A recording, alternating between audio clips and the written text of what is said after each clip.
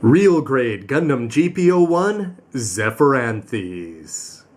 Hey, what's up again, everybody? It's Robert184, 2Rs2Bs, GundamReviews.net, here to take a look at the completed mobile suit for the real grade 1144th, 12th in the series. It's the GP01 prototype unit, which of course is going to get mid OVA'd up into the FB back there, but let's take a look at this guy in all of his excitement embodied body.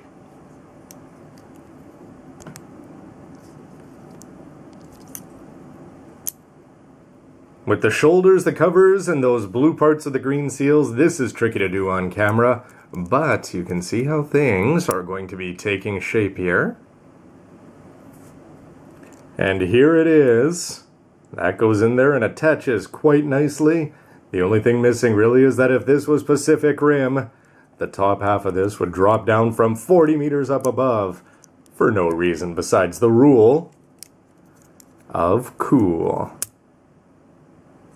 And when he's all put together here, well, you're going to have to put in a little bit of work and put on some of the decals if you want to really bring this guy to life here. But I think even just right out of the box there, Bandai has done an incredible job of really conveying how much time has passed since 0079, before Zeta. The less thought about, the better. But here, just the incredible amount of details. Love the two colors of the white and gray. The feet are looking good down there. Remember, they've got all sorts of play options underneath. The waist section, when you get in there, and the backpack are covered with details, and the shoulders, the elbows, the gray parts that are sticking out underneath, and the all-important chest vents. This guy looks like a beast.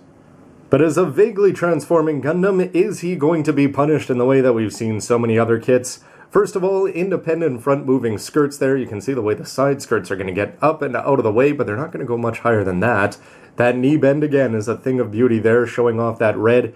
And the ankles, they feel very secure there as you can move them back and forth and bend that part down. And remember, you do have this third piece here, fall-offable as it is.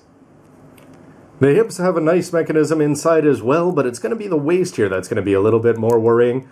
But look at that, you can rotate that. That's about as much as it's going to go. You can see that it's going to bang into those wings back there.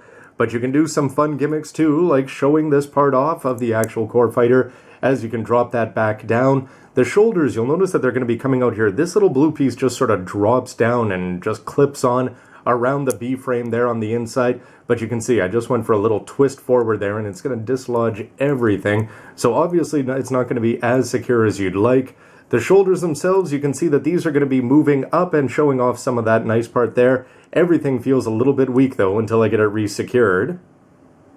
But really, there is no doubt that the upper body is going to be feeling a little bit flimsy there, especially on the back, as this part can very easily dislodge downwards, and then you don't have what would even start to pass for a secure connection there.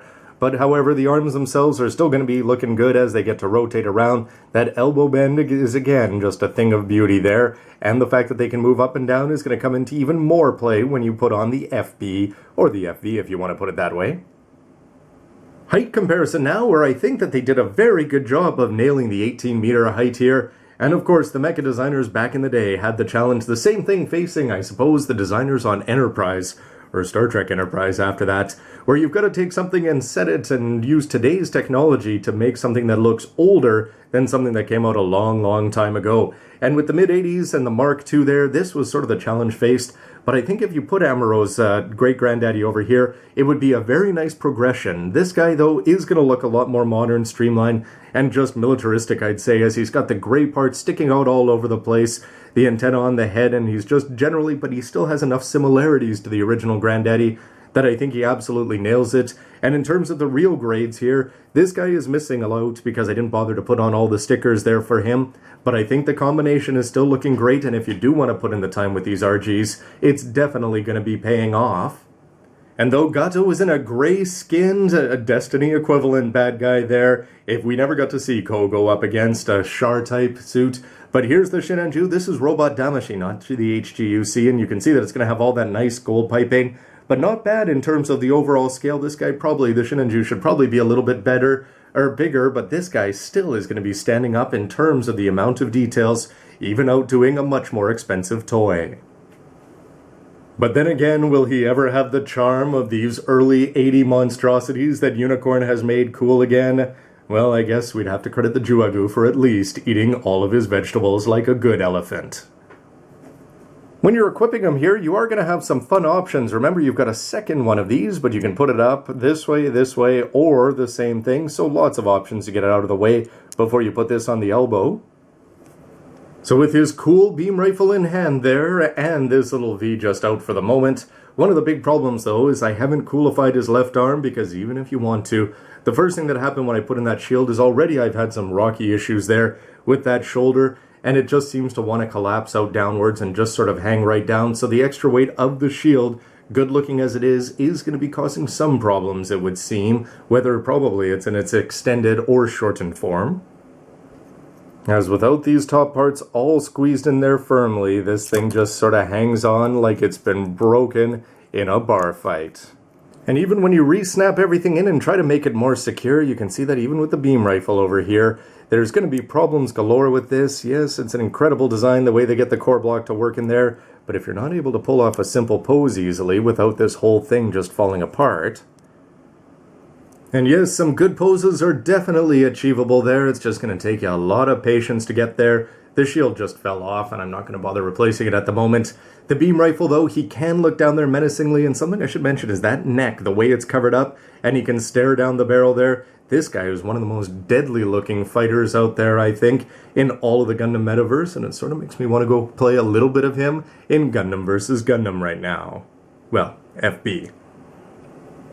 And though the upper body is definitely problematic, the lower body here, this only took a few seconds to get there. Nothing like the Master Grade ground where you're going to have to finnick and play around with him to get him down there. Even though it's just a so-so pose, you know that you can do so much better. And again, it's a testament to the potential of these real grades, even if they haven't quite hit it yet. And with the flexibility of the ankles, and they've got the anchors down there as well if you want to do some stuff with that. Here I just had the whole top part of the body detached, but it was just lucky, just one push down. Put it all back in place and the shield stayed on, so I might as well film it while it's still intact. Again, this guy just, every time you bend him, he's going to be exposing that mechanical inner frame from the B-plates. These guys really are looking pretty spectacular. It's just the kind of thing that you're going to want to pick a pose, get him there, he'll look incredible on your shelf, and you just may not want to move that upper body ever again. And with some oversized beams in there and the shield shortened, again, you can actually pull off all sorts of good poses. It's just going to be frustrating and a little bit rocky getting there if you're going to be sticking with ground terrestrial poses. And though I'm not filled with confidence, let's see how the old straight arm goes. And unfortunately, this whole jumbled mess here is just giving you an idea. And yes, though it's possible, it looks like the old straight arm shield out maneuver is instead gonna have this guy looking more like a little bit of a wet noodle. But as a final rebuttal, if somebody comes in with a quick beam saber out of nowhere, why not catch it right here on the beam rifle before deploying the two mains back there? This guy and this part here, having the double beams coming out of there in that cool V shape, definitely unique and probably one of the best options in terms of actually displaying him. So no verdict video, but here's some final thoughts on this. For the negatives first, well, first of all, do you want to buy this GP01 or do you want to go with the much more physically impressive looking GP01 FB? Of course, check that out next. I'm sure there's going to be a lot of people that only go in the FB direction, especially if you're a fan of Gundam vs. Gundam and all sorts of crazy wrestling moves. But in terms of the negatives for this kid in particular, the top part of the body, before I weaponized him, I was quite happy the way everything snapped together, but the minute you actually try to do anything with those shoulders, arms, and upper torso, it just doesn't want to work. Other negatives are just pieces are going to be falling off like crazy. The beam sabers don't fit well into the actual hands there. They're definitely missing out.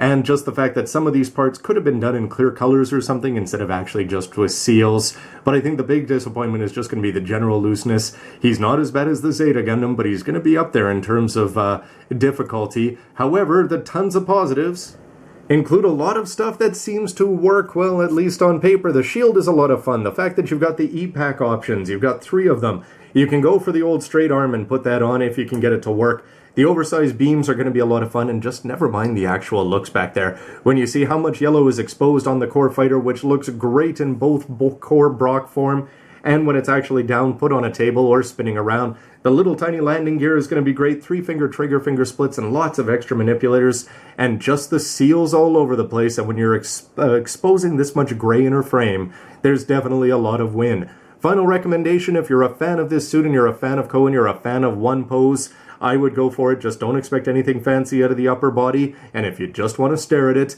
it's definitely going to come across as pretty. Anyway, everybody, would love to hear your thoughts with a comment down below. What's your verdict on this? I'm a bit slow putting it together, so lots of you have already had, and hopefully some better luck putting that all together. No matter how many times I tried to sandwich it down, it'll work for a while, but then the minute you try to do something, it just pops back out.